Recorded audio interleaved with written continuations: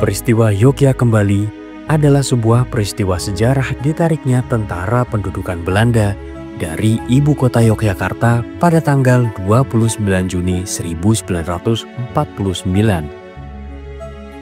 Adanya peristiwa ini menjadi titik awal bebasnya bangsa Indonesia dari penjajahan Belanda setelah proklamasi kemerdekaan 1945. Bahkan karena pentingnya peristiwa ini, dibangun pula Monumen Yogyakarta Kembali. Monumen tersebut didirikan pada tanggal 29 Juni 1985 atas gagasan Wali Kota Yogyakarta, Kolonel Sugiarto, dan diresmikan oleh Presiden Soeharto pada tanggal 6 Juli 1989. Peristiwa Yogyakarta Kembali berawal dari serangan umum 1 Maret 1949 yang membuka mata dunia bahwa Republik Indonesia masih ada. Setelahnya, terjadi Perjanjian Romproyen yang dimulai sejak 14 April 1949 hingga disepakati dan ditandatangani pada 7 Mei 1949 di Hotel Des Indes, Jakarta. Salah satu isi perjanjian Romproyen yaitu Belanda akan mengembalikan kegiatan pemerintahan Republik Indonesia ke kota Yogyakarta sebagai ibu kota negara sementara. Selain itu, Belanda juga mengundang Indonesia untuk menghadiri konferensi meja bundar yang akan digelar pada akhir tahun 1949.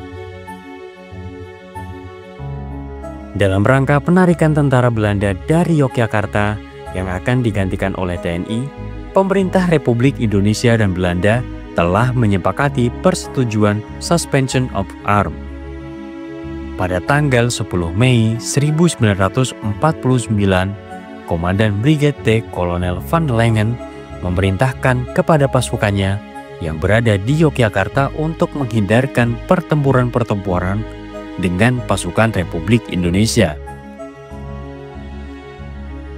Selanjutnya, Menteri Negara Republik Indonesia atau Koordinator Keamanan Sri Sultan Hamengkubuwono ke-9 memerintahkan kepada Komandan TNI di Yogyakarta untuk menghindarkan pertempuran dengan Belanda yang diulang lagi dengan perintah baru pada tanggal 23 Juni 1949.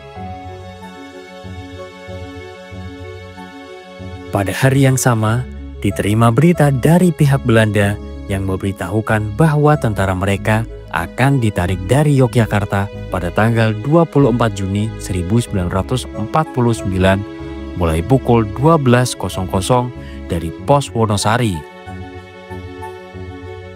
Penarikan tentara Belanda dari Yogyakarta kemudian baru dilangsungkan pada 29 Juni 1949 secara serentak, mulai dari selatan ke utara dan keluar dari kota ke jurusan Magelang.